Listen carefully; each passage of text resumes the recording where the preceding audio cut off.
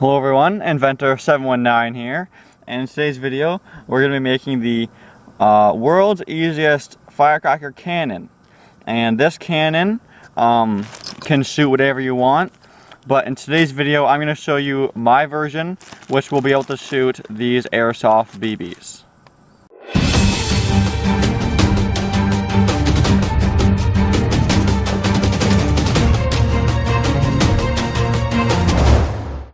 So for this video you will need used bullet casings, airsoft BBs, some alligator clips, a tube from a ballpoint pen, and lastly the firecrackers. And these are of course the ones I got from the UK, France to be specific.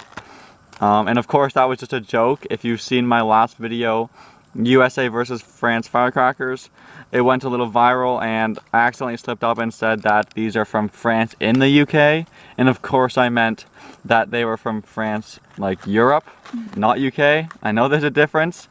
Like, I'm from Canada, not the Canada in the US kind of thing. So I apologize for that. I actually knew that. I did take geography in grade 2, but I just said it wrong. So I apologize for that. So the first step, of course, is to choose the correct bullet casing.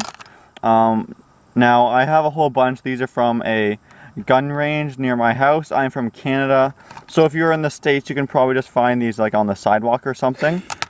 So anyway, I don't have very many, but we're going to be using a 223 Remington.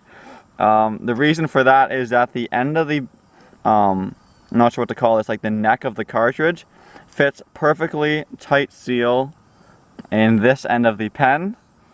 And like I said earlier, we're going to be using the 6mm, I believe they're 0.2 gram airsoft BBs.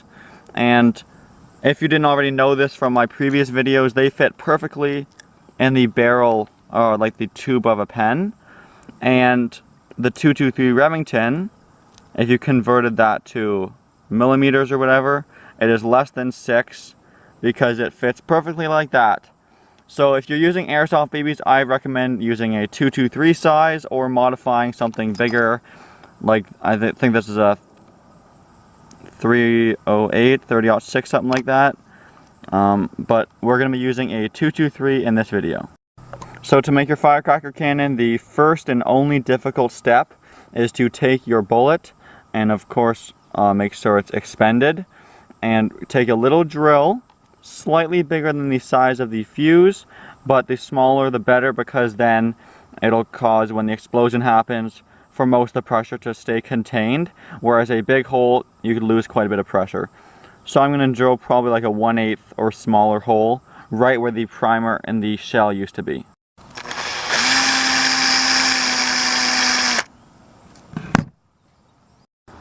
Alright, so for the assembly portion, really easy. What we're going to do is just put the pen tube on top of the bullet casing, and then I'm going to use the alligator clip to go over top like that, and then you can basically put it that way if you want straight, I guess.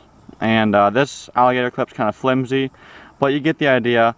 Like if you want to shoot up into the air, you can just put the fins out like that and you got yourself a nice little cannon. And so now let's go ahead and load it up and get to some shooting.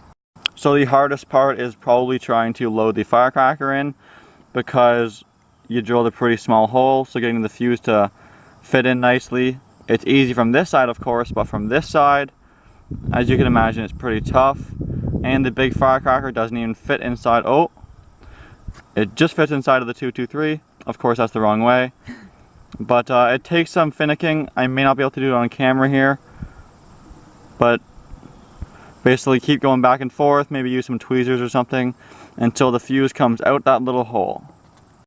So I tried for about 10 minutes and still couldn't get it. So what we're going to try is using one of the small ones with a really small fuse, which also go in really easily. And then I ripped a fuse out of another firecracker, but you can just buy a fuse if you don't feel like wasting a firecracker. I'm probably going to trim it up a little bit too, but then I'm just going to shove it in there, and chances are that fuse will light the fuse in the inside on fire, and you got yourself a little cannon. Okay, so here's the testing. I actually managed to thread the firecracker all the way through. Then of course I just put a 6mm BB in the barrel, right there, just so you believe me, it's not a piece of metal or something if it actually works really well. And here we go with the testing. Lighting in 3, 2, 1. Run!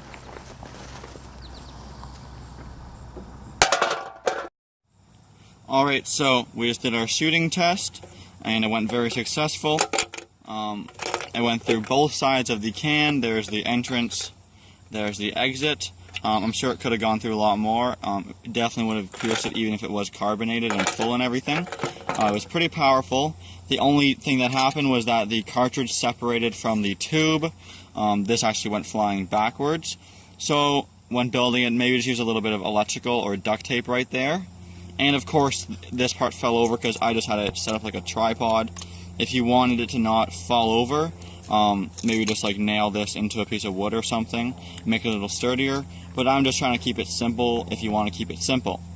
Now, to reload it, the only key is that when your firecracker explodes, the back half of it, as this kind of splits in half, is still stuck in there. And it's really hard to get out. So just a little trick is to use anything pokey. I have a mousetrap thing, doesn't matter though. So just put it in the back half of it and push. And it's in the top there. So with a bit of work, it'll be boring for me to show you on camera, but just keep poking it. I think something a little straighter, this has a bend in it, would work better. But yeah, you have to get the old cartridge out before you can put a new one in, and then reload, and you are ready to go. So thank you for watching the world's easiest firecracker cannon. I have another firecracker cannon on my channel, go check that video out. And as always, please like, comment, and subscribe. Thanks for watching.